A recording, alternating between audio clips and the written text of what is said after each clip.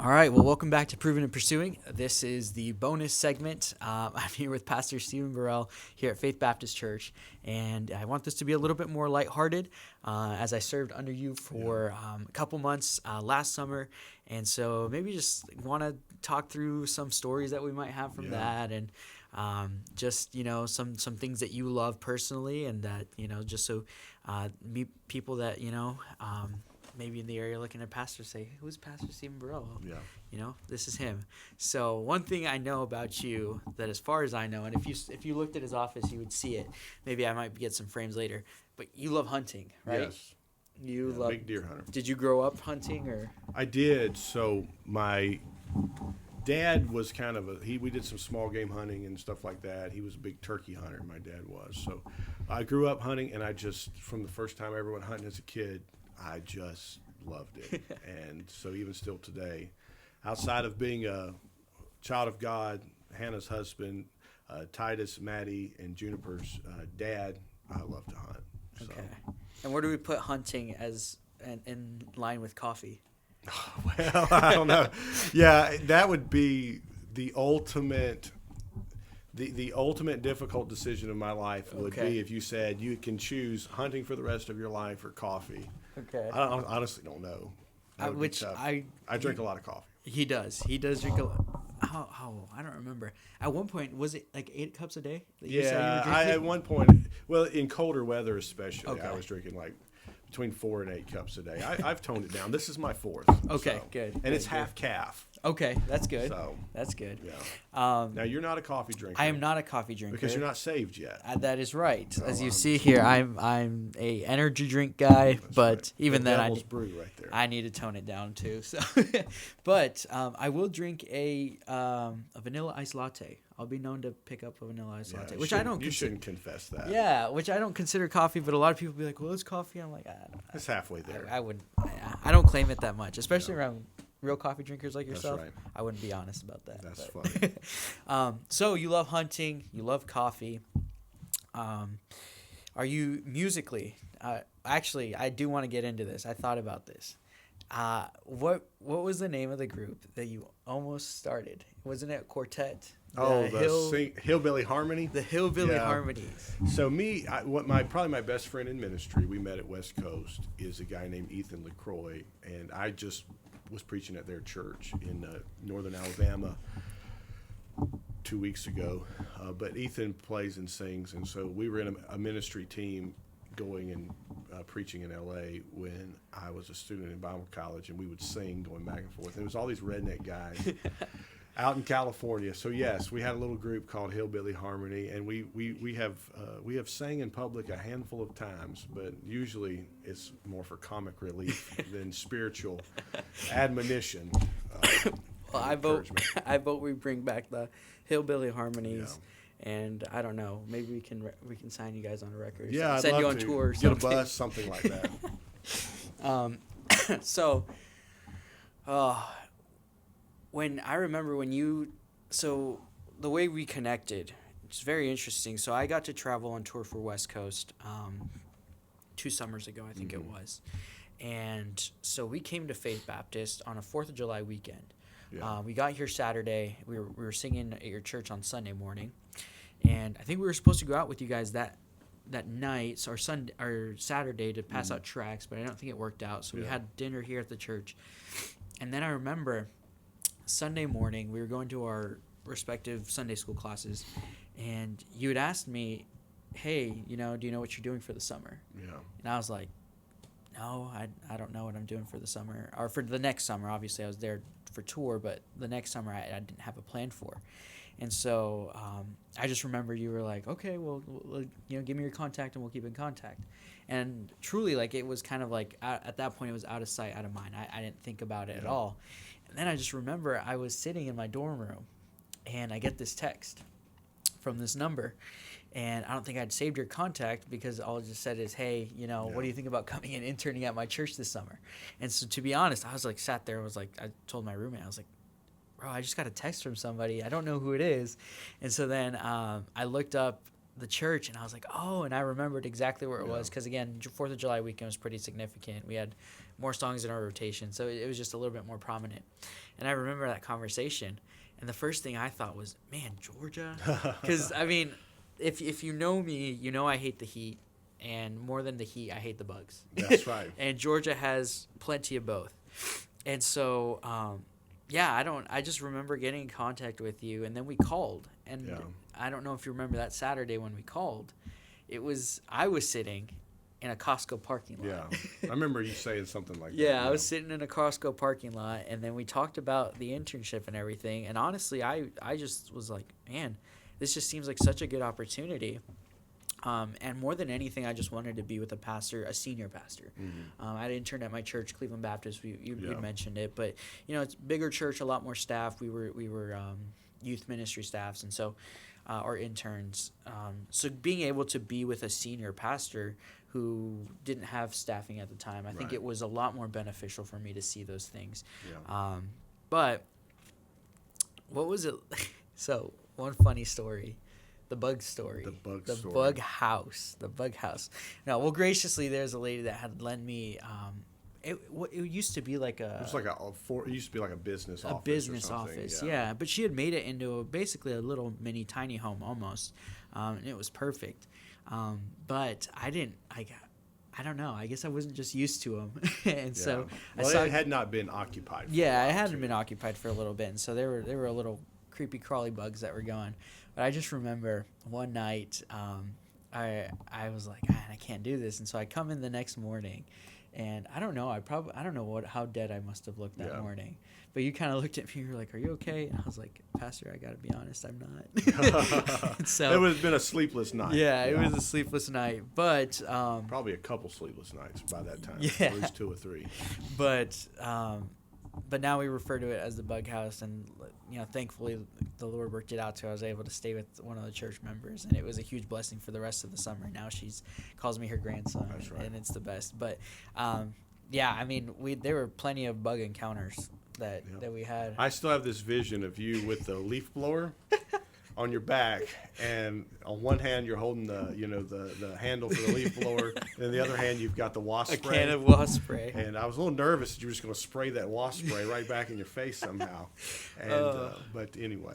Well, the thing is, you're allergic to them too, right? I am. Yeah, you're allergic to wasps, and so you said you had one encounter. I've been stung here a couple times, but one time was like on a Sunday, on a big day. Yeah, and I got stung in the neck, and my neck swole up, and I do have to keep an EpiPen in the truck, but I love the outdoors, so it's like a fear that I'm willing to face. Yeah, you're just willing to do it. I guess I don't love the outdoors enough. Yeah, that's right. It's not a big enough trade-off for you. Exactly, no. Yeah. And then I remember we went to go pick up a car from one of the church members. Oh, the one filled with wasps. The one filled with wasps, and it was an old Lincoln town car? It's a Lincoln town car, yeah. Lincoln town car, and it had been sitting there, I guess, for a little bit. Yeah. And so I just remember you were like, hey, you'll just drive that one, run it by the car wash, just get it cleaned up, and then we'll go. Well, as we go up to the closer and closer to the car, you just start to see a couple of them. I don't know. I mean, a wasp to me is a wasp. Now I can tell. Like, now after being here, I know exactly what one looks like. But both sides of the mirrors, they were coming out, and then you were like, you know what? I wonder if they're in the trunk. Yeah. And I was like, surely they can't get into the trunk, right? I remember you popped that trunk, and there's just a little nest, about that big, that was just sitting there, and I was terrified, and so you took off running. Oh, I was gone. But I remember that you were like, well, because you had a trailer on the back of your truck, and you were like, have you ever driven a trailer? And I'm like, no. And you're like, okay, well, you're either gonna have to drive the car or drive the trailer. And I was like, I'm more afraid of these wasps than I am driving a trailer. That's right. And so that was my first time ever driving a trailer. So that was maybe that was a life skill that you did not think you were going to learn. Exactly. At a pastoral internship. Yeah. I never thought I'd have to use that, but I did. But then we went to the first time I've ever been to. Camp meeting. There we go. Yep. First time I was ever to a camp meeting, you took me there. It was pouring rain. We thought it was going to get canceled. Yeah, we did. Because it was horrible rain, like just you could hardly see anything. And then shortly we get there and everybody's in there, and Yep. it was an experience. Shouting time. Shouting time. That's right. I know you'd said there one of the preachers that usually is there was we didn't go the night that he was there, but he said that night it was just hooting and hollering, Yeah. getting up, and so that was a huge blessing. Though I enjoyed that about the internship, was just getting to do certain things that I, not that I guess with Northern culture you don't really do You a don't lot of get- those things. get it, Yeah, yeah. you don't really get that, and Yeah, if you're in the South, you might as well get the whole experience. so. exactly, and I enjoyed it. I enjoyed it a lot. But let's talk about, I think I was the first intern, Right. at least while you were here as a pastor. Mm-hmm. So what is, what does it look like for the next guy? I know you got a guy coming in this next week. Yeah. And so that's going to be exciting. I'm happy for him. So actually, we now basically are in like perpetual intern mode. So we had you, and then we have what we call our missions intern, who's a young man in a kind of a local Bible college who's preparing for the mission field. And he's been with us through the school year. He just left to do a summer missions internship in Taiwan. Wow. And then we've got another pastoral intern who's coming in a week or so. I love the internship. So I love the camaraderie. Mm-hmm. I love the fellowship. I love just being able to invest in an aspiring pastor, talk about God's word, doctrine, give you opportunities to do things, to preach, to lead, and then say, okay, hey, how do you think you did with that? Mm-hmm. How could you improve? Yeah. Would you say that my criticisms were constructive, or They were, and I really appreciate it because, like, the thing is, a lot of times you don't get that. Yeah. Even when you grow up like at home and like especially with me growing up at Cleveland Baptist and everything, like, not saying they did anything wrong, but it's just The like larger they, church, and they yeah. had a lot more part in it. Like Yeah. my sermons, my youth pastor helped me out a lot with Sure. it. Like the sermons I was putting together. Here, it was mostly you were like, all right, you're going to preach on this day, or you're going to teach on this day. So just you gave me kind of the resources and said, okay, Yeah. go ahead. And then we'd step back and say, okay, look at it. And so I think that was more helpful. Right. Instead of you minutely kind of looking at my sermons as we went and changing Sure. things for me, it was, okay, I'll let you preach through it. And then we'll go back Yeah. and, Monday morning quarterback it and see. Yeah. So I thought that was very helpful. I kind of think of it as like a laboratory. Yeah. You get to implement versus, in maybe a Bible college setting or some other settings, it's it's more theoretical training than practical and hands-on training. So in the internship, we do a lot of theory. We talk about a lot of ministry, philosophy, and so forth. But the practical side of that is you just got to get up there and do it. Yeah, and one of the things I appreciated too was, it's not like there was anything hid in Yeah. terms of like, if something, you took a call for someone in a hospital or something, or, Sure. or right there and then, and I'm sitting with you, or sometimes you'd be like, so, analyze this, what would Yeah. you do? What, Yeah. what decision would you make in this scenario? And so, I'd say like at least 90% of the time I gave the wrong answer, but, No, but you you did would be all like, you'd help me understand and see it from like from the 4 points that, hey, would this necessarily be protecting them or not? And so Right. it helped me think a lot more through decisions that as a pastor you will have to make, Sure. whether you come with big staff, whether you by yourself. And so I Yeah. think that was very helpful, and that's why I really enjoyed all that one-on-one more conversation. Yeah.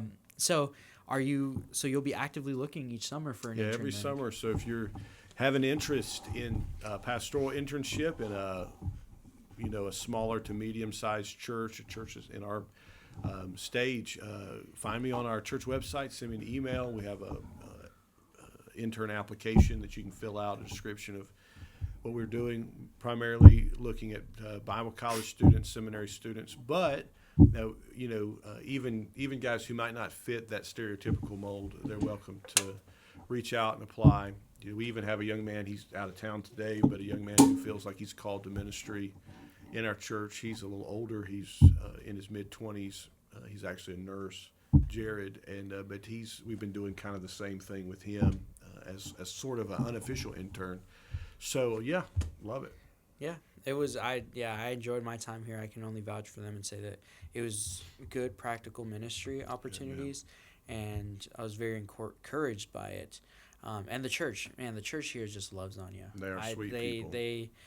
Yeah, I mean, when we came to visit because we're heading out for a trip, me and my wife, but it was, I mean, even, when my wife we were just fiance, and even before that, this church met her as girlfriend, then met her as fiance, That's right. now met Now her as as wife. And so they played a key part in We're my just life. surprised she stayed. I know, yeah, that's just true. kidding. I remember I called you to talk about doing the podcast and everything, and I remember you were like, man, I just want to make sure you guys are still together. And I was like, hey, Still this is a married. good call. This is a good call because you went to my wedding. And That's right. actually, I want you to tell them what you put in our wedding gift in terms of like just the signature of what the monetary was to be used for. Sure, yeah. So we gave them some money and a card, because when you're starting out in marriage, probably money is the most important thing, the thing you need the most. But on the card, I said, this is to be used for your first month's pest control in your new apartment or house. We set it aside for pest control. Because you're going to need it. Yeah, I'm gonna need it as long as I'm in the south South, in the south at all. I will need it. But yeah, it was that was interesting. That's right. I don't. Well, what's your favorite memory, positive memory from the internship? Ooh. I know the negative memory was the sleepless nights, but honestly, one of my favorite memories. I want to say the first night of Kids Club. Yeah. The first night of Kids Club, and for those of you guys, you probably won't know the term Kids Club. It's honestly relatively, as far as I know, just curated to our church, to Faith Baptist, and it's a 6-week long vacation Bible school on Thursdays. Yeah, it's kind of our spin on VBS, but it's one night a week. And so when he presented it to me in terms of like, hey, this is what we do each summer and everything, I was like, it sounds cool, and I don't know how that would work. And in my mind, I was like, I don't know. And one of the things I appreciate about you most is a lot of times you actually think out of the box when it comes to ministry opportunities. And I'll speak a little bit about our Wednesdays as well, because that was a cool opportunity as well. But that first night, I remember just thinking like, I don't know how this is gonna work. Most people in the area have their VBS going on. Like, are kids really gonna reoccurring come back each week for this? And I don't remember the number, but we had a good amount that first Thursday that I remember, and it was just a huge blessing. I had some part in putting together some music and putting together some things for it. But yeah, I just remember, and I got to work with the teens, and that was just such a huge blessing because, it's being in a sense a little bit untraditional by not doing a VBS. Everyone's like, oh, you're not doing a VBS, but no, it was just such a huge blessing. I mean, so many families came out to it. And then Kids Club Sunday. And then Kids Club Sunday, yeah. So basically, the 6 weeks works its way up to a special Sunday called Kids Club Sunday. And so, each week you had these kids that would come in and their families, you'd meet them, and then you'd be like, hey, 4 weeks we got on this Sunday, your kids are going to be presenting something in church, and a week from today, your kids are going to be presenting something in church. And I could not explain the atmosphere that day. It's awesome. We had all the kids in the front with their T-shirts on for Kids Club, and then the parents, and over 200. Yeah, it was a good crowd that day. As far as I know, it was about 200 plus, and I got to lead singing during that day, and so it was a bit special for me to see just those voices lifted up. But I had to have been that first start of Kids Club, and that Kids Club Sunday were just two really impactful days, I will say. Those were high points for sure. And Wednesdays, you did something really cool. Was we transitioned from Wednesday night service to a Wednesday morning service. Yeah. And so that was a neat opportunity because we were transitioning, preaching from the book of Colossians. That's what it was. We alternated back and forth. Yep. Yeah. So you'd take a set of verses for 1 week. I'd take a set of verses the next, and that was a true test for me because I had never actually preached through a book ever, and let alone that many reoccurring times. Yeah. And so that was something that challenged me, but I loved it. Yeah, and that's one of the great goals of the internship, because I hope as a pastor you'll preach through books of the Bible. And I think I really, I'm committed to the sufficiency of Scripture. And I know that our seniors, it's all senior adults that come to that morning Bible study. And I know that our seniors are a good test audience. Yes, So. yes, they are. Because, to them, they probably, for me, hadn't heard a bad sermon, I guess. Even though I definitely had. Right. But they were very encouraging. I don't remember the gentleman's name, but there was a guy who'd come every time, and he was just so encouraging. I preached one of the sermons, and he just came up to me after, and he encouraged me by saying, he's like, when you first got here, I saw you just as a kid. Yeah. As somebody who's just coming in and learning. But he's like, but the more you've developed and the more you've been preaching, he's like, you're called to be a warrior for Christ, and you're called to be a preacher.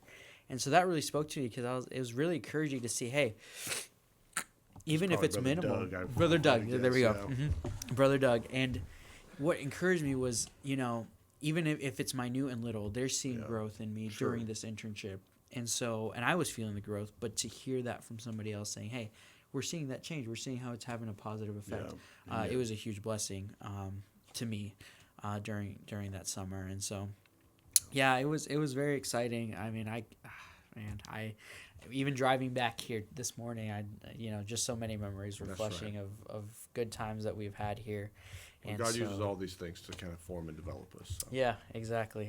And so, again, if you guys are watching this bonus content, in a sense, I want to encourage you, if you're a guy in ministry, if you're a guy, in Bible college, and you're like, hey, I want to intern at a church, please, hit up Pastor Burrell and, line it up to see if you're a good fit to come out here and work alongside him. And, you never know what the Lord can do. That's exactly right. You never know. And so we'll continue to pray that the Lord would send you willing servants, and probably some that will fight the bugs. That's right. You have to battle the bugs. Battle the bugs. We call it Faith Baptist Fear Factor. Exactly. There's one wasp nest that I even had to check it today. Up in the corner, which you said would be my last test. Yeah, your final exam. You said, I'm going to send you up there with the ladder. So I failed because I didn't even get close to it. But maybe it's like it's like at Disney, or I don't remember what park it is, but they have that one sword. That you got to pull out. That you have to pull out. Yeah. So their test it. is if they're willing to kill out and take. Yeah, if they're willing to take out the final wasp nest. So we'll see. All right. It's been great, man. Well, yes, thank you again. I appreciate this, and again, hopefully this is a little bit more lighthearted. So I just wanted you guys to see the human side of Pastor Stephen Burrell. But no, I am really thankful for him, and I'm thankful for this ministry and the impact that it had in my life and for my future ministry, and what the Lord's going to do there. And so, again, we pray that this would be a help, a blessing to you, whoever's watching, and we're just thankful to have this opportunity. Amen. Very good. All right. Bye-bye.